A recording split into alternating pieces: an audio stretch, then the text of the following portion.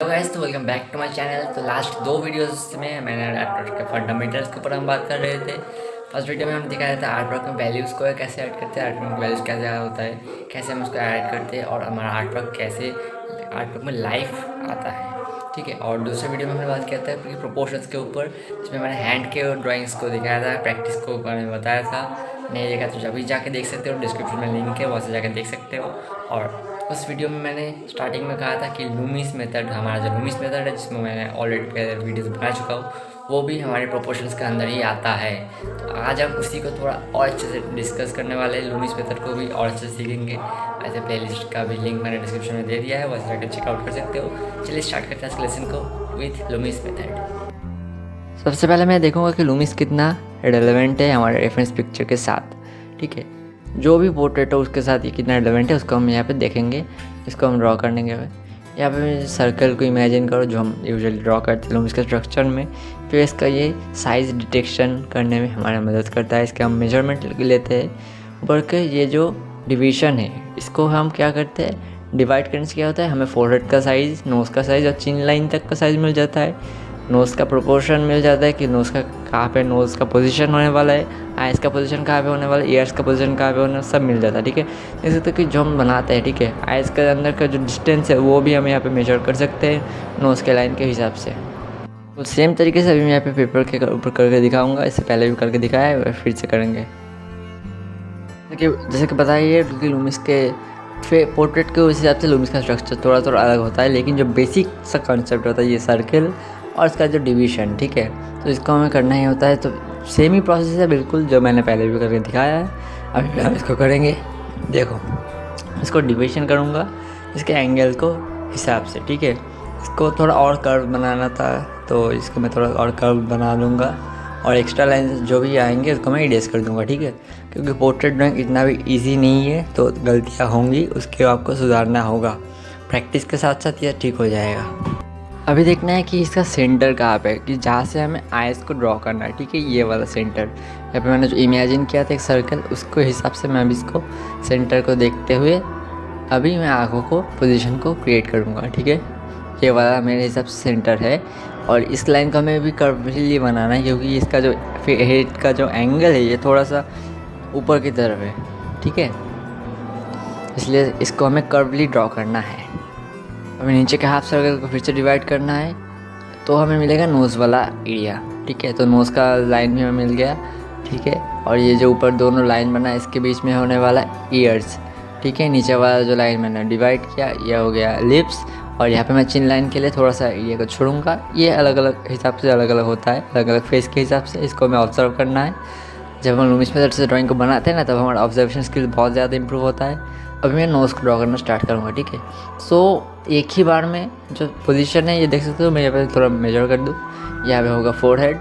ठीक है, कुछ कुछ पोर्ट्रेट के लिए थोड़ा अलग होता है, तो वो अलग बात है।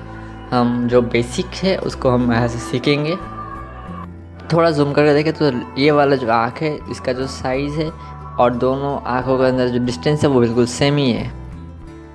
तो यहाँ पे मैं इसको मार्क कर लूँगा। ठीक है, मान लो कि ये वाला जो आँखों का साइज़ है इसके अंदर डिस्टेंस को भी मैं वहाँ पे छोड़ूंगा। छोड़ने के बाद दूसरे आई को मैं यहाँ पे मार्क कर लूँगा। ठीक है, अभी भी हमें पोर्ट्रेट का जो बेसिक जो फेस का जो शेप है वो हमें नहीं मिला है, तो यहाँ पे मैं नोज़ के पार्ट से ड्राइंग को स्टार्ट करूँगा। Nose, then eyebrows and then draw करूँगा आँखों को। ठीक है, ऐसे करके मैं करूँगा, और जब हमें एकदम फाइनल जो फेस का शेप हमें मिल जाएगा उसके बाद हम ड्राइंग को एक बार फिर से रिक्रिएट करने वाले हैं। इसका मतलब ये जो हम बना रहे हैं ये एक रफ स्केच की तरह होने वाला है, जो बेसिक चीज़ों के ऊपर मैं बनाने वाला हूँ। ठीक है, और मैं फिर से बता दूँ कि पोर्ट्रेट ड्राइंग बिल्कुल भी आसान चीज़ नहीं है। तो अगर आपको पोर्ट्रेट ड्राइंग करना अभी तक नहीं आता, या फिर आँखों को ड्रॉ करना नहीं आता, नोज़ को ड्रॉ करना नहीं आता, या फिर लिप्स में ड्राइंग में प्रॉब्लम आता है, तो अभी से ही ड्राइंग में पोर्ट्रेट को स्टडी मत करना। अभी आप क्या कर सकते हो, लूमिस को स्टडीज कर सकते हो। सिर्फ लूमिस का स्ट्रक्चर बनाओ अलग अलग डायरेक्शन में, अलग अलग एंगल में। इससे क्या होगा, आपका जो ऑब्जर्वेशन स्किल्स है ये इम्प्रूव होगा, और धीरे धीरे करके अलग अलग तरीके से आँखों को ड्रॉ करना सीखो, नोज़ को ड्रॉ करना सीखो। ये पर्टिकुलर अलग चीज़ है उस चीज़ है, ठीक है। इसको अलग से सीखना होगा, उसके बाद इसको अप्लाई कर सकते हो पोर्ट्रेट ड्राइंग में, ठीक है। और आपका ऑब्जर्वेशन स्किल्स को ज़्यादा से ज़्यादा डेवलप करने के लिए आप स्टिल लाइफ ड्राइंग का यूज़ कर सकते हो। उससे आपका ऑब्जर्वेशन स्किल बहुत ज़्यादा इंप्रूव होने वाला है। देन आप किसी भी पोर्ट्रेट को बहुत आसानी से ड्रॉ कर सकते हो। आँखों को मैं यहाँ पे ड्रॉ करने की कोशिश कर रहा हूँ, जैसा मुझे यहाँ पे पोर्ट्रेट में दिख रहा है, ठीक है। और मैं यहाँ पे जूम बिल्कुल भी नहीं करके दिखा रहा हूँ आपको, और मैं खुद भी जूम करके ड्राइंग को नहीं बना रहा, ठीक है। क्योंकि इसका एक रीज़न है, ठीक है। क्योंकि जब हम किसी फ़ोन में या फिर लैपटॉप में या कोई डिजिटल फ़ोटो को देख कर ड्राइंग करते हैं तो हम उसको जूम कर सकते, ये कर सकते, वो कर सकते। लेकिन जब आप रियल लाइफ में कोई ड्राइंग बनाते हो, आपके कोई सामने किसी चीज़ को देख के बनाते हो, तब आपको ड्राइंग में प्रॉब्लम आता है, क्योंकि आप उस टाइम पे जूम नहीं कर सकते। तो ड्राइंग के प्रोपोर्शंस को आप समझने में प्रॉब्लम आएगा, बहुत सारे और भी प्रॉब्लम्स आ सकती है। आपका जो ड्राइंग का स्किल है वो डेवलप नहीं होगा। इसलिए आप इस टाइप के पोर्ट्रेट को स्टडी करने के लिए आप रियल इमेजेस को यूज़ कर सकते हो, लाइक जो फ़ोटो कॉपी होते हैं, फ़ोटो प्रिंट्स होते हैं, उसका भी यूज़ कर सकते हो। यहाँ पे मैं स्ट्रेट लाइन का यूज़ करके सिर्फ एरिया को कवर कर रहा हूँ कि कहाँ पे बियर्ड होने वाला है, कौन सा एरिया पे कान होने वाला है, ठीक है। इस वाली चीज़ को मैं यहाँ पे ऑब्जर्व कर रहा हूँ, ठीक है। अभी जो पोर्ट्रेट है ये देख सकते हो थोड़ा अजीब सा लग रहा है ना, थोड़ी देर बाद देखना ये बिल्कुल मैच होना स्टार्ट हो जाएगा। अभी भी ये पोर्ट्रेट मैच नहीं हो रहा क्योंकि इसमें बहुत सारी ज़्यादा गलतियाँ हैं। आँखों के पोजीशन को देखो, नोज़ के पोजीशन को देखो, बहुत सारी गलतियाँ हैं। तो इसको हमें सुधारना होगा धीरे धीरे करके। एक ही बार में सब कुछ इरेज कर दोगे तो फिर से वो गलती दोहराओगे, ठीक है। तो यहाँ पे मैं लूमिस का स्ट्रक्चर पहले इरेज करूँगा, देन एक एक एरिया को देख के मैं उसको ऑब्जर्व करते हुए शेडिंग को करते जाऊँगा। अभी हम जो करने वाले हैं ये होगा हमारा फाइनल पोर्ट्रेट, ठीक है, फाइनल आउटलाइन। यहाँ पे मैं फेस का जो साइड का जो एंगल है इसको मैं देखते हुए फेस का जो बेसिक शेप है उसको पहले मैं पे ड्रॉ करूँगा, ठीक है। और जो एक्स्ट्रा लाइन्स है उसको हम इरेज करते जाएंगे धीरे धीरे करके। अभी अच्छे से देखो मैं इसको कैसे ऑब्जर्व करके कर रहा हूँ, ठीक है। तो मेरे हिसाब से कि ये वाला जो शेप है ये बिल्कुल इस टाइप सा ही है। अगर थोड़ा और चेंज करना पड़े तो करेंगे। तो अभी मैं नोज़ को थोड़ा इरेज कर दूँ, क्योंकि नोज़ का जो जो ये पोर्शन है ना ये एकदम एंड तक है, फेस के एंड तक दिख रहा है, ठीक है। तो यहाँ पर मैं नोज़ को ड्रॉ कर रहा हूँ।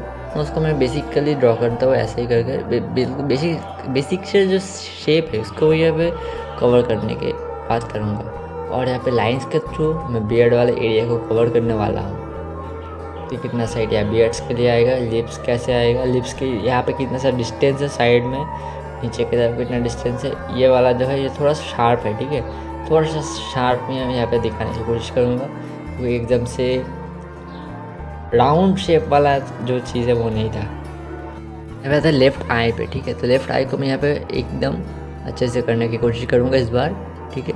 और इसका जो मेजरमेंट है इसको मैंने थोड़ा ले लिया है एक बार दोबारा से, इसके बाद मैं इसको करने वाला हूँ। यहाँ पे मैं सिर्फ आउटलाइन को ड्रॉ कर रहा हूँ ना, तो इसलिए अभी भी एकदम मैच नहीं होगा। एकदम एंड तक देखोगे तो इसके बाद देखना है कि रिज़ल्ट कैसा आएगा। अभी देख सकते हो कि कुछ छोटे छोटे करेक्शंस को करने के बाद जो लुक है वो बिल्कुल चेंज हो गया है ना। अभी मैं इस वाले आँख को भी थोड़ा सा काम करूँगा, क्योंकि मुझे थोड़ा अजीब लग रहा था इस वाले आँख में, इसको मैंने थोड़ा सा काम कर लिया, देख सकते हो सही हो गया, ठीक है। तो बिल्कुल सेम तरीके से हमें इसको करना है। अभी बस थोड़ा जॉ लाइन वाले पार्ट में थोड़ा सा काम बाकी है, उसको मैं थोड़ा सुधार लूँगा। देन मैं यहाँ पे थोड़ा बहुत वैल्यूज़ को ऐड करूँगा। ये कोई फाइनल शेडिंग वाला काम बिल्कुल नहीं है, बस वैल्यूज़ को ऐड करना का काम है। वैल्यूज़ के ऊपर मैंने ऑलरेडी वीडियो बनाया है डिटेल में, जाके देख सकते हो नहीं दिखाए तो वैसे ही करके मैं यहाँ पे हल्के वैल्यूज़ को ऐड करूँगा। तो जब तक हम अपने आर्टवर्क में वैल्यूज़ को नहीं दिखाते तो वो आर्टवर्क में जान नहीं आती, ठीक है। तो आर्टवर्क को वैल्यूज़ को दिखाना बहुत ज़रूरी है। अगर आप रैंडम स्केच भी बना रहे हो तो भी आपको इसको दिखाना है, ठीक है। देख सकते हो कि आउटलाइन का जो 80% काम है ये कंप्लीट हो चुका है। अभी जब हम इसको थोड़ा सा वैल्यूज़ पे काम करेंगे देन हमारा जो पूरा 100% काम हो जाएगा आउटलाइन का। देन आप इसके बाद चाहो तो उसका शेडिंग कर सकते हो, वैल्यूज़ को स्टडीज़ को कर सकते हो बहुत आसानी से।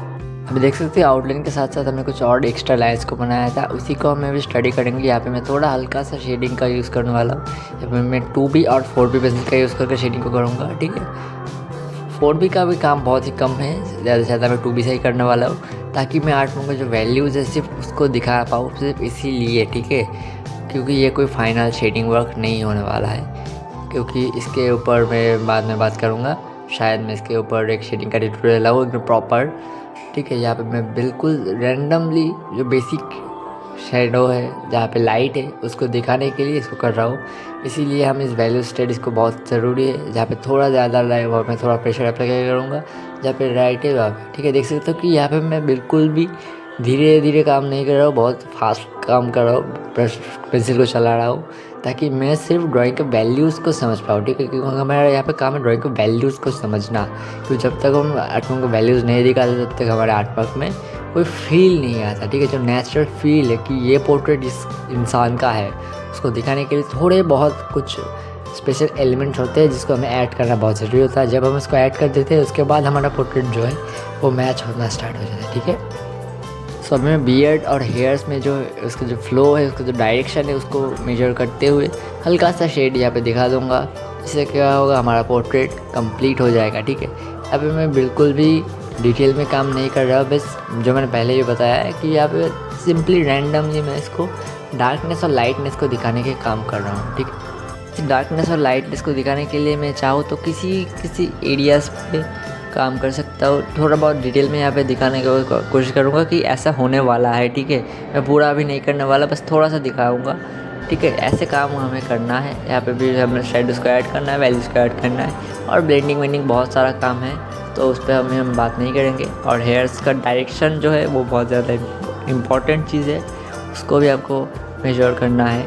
कौन से डायरेक्शन में हेयर्स का फ्लो है उसको यहाँ मैं दिखाने की कोशिश करूँगा।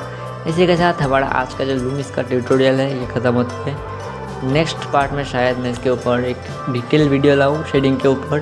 सो मिस मत करना, चैनल को सब्सक्राइब कर लेना। एंड आई होप कि आपको लूमिस मेथड का ये वाला चीज़ अच्छे से समझ में आ गया कि लूमिस को कैसे ड्रॉ करना है, इसको कैसे पोर्ट्रेट में कन्वर्ट करना है, कैसे मैच करना है पोर्ट्रेट्स को। इसको मैं दिखा दूँ फाइनल लुक। आज के लेसन में बस इतना ही। मिलते हैं नेक्स्ट वीडियो में, किसी और इन्फॉर्मेटिव टॉपिक के ऊपर बात करेंगे। तो चैनल को सब्सक्राइब कर लेना अगर मिस नहीं करना चाहते हो तो, और क्या लाइक करके जाना अगर अच्छा लगे तो। मिलते हैं नेक्स्ट वीडियो में, तब तक के लिए बाय।